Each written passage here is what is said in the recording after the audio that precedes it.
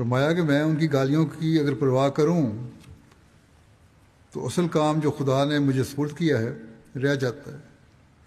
اس لیے جہاں میں ان کی گالیوں کی پرواہ نہیں کرتا، میں اپنی جماعت کو نصیحت کرتا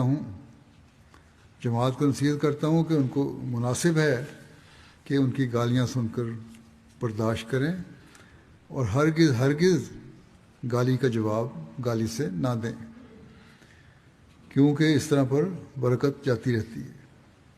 وہ صبر اور برداشت کا نمونہ ظاہر کریں اور اپنے اخلاق دکھائیں۔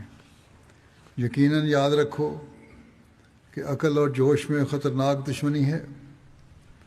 جب جوش اور غصہ آتا ہے تو عقل قائم نہیں رہ سکتی،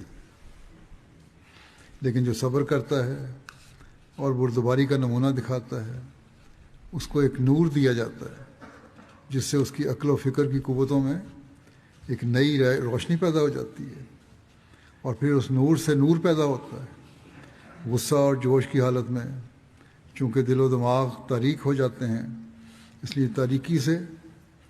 تاریکی پیدا ہوتی ہے۔ بس یہ وہ سبق ہے جسے ہمیشہ ہمیں یاد رکھنا چاہیے۔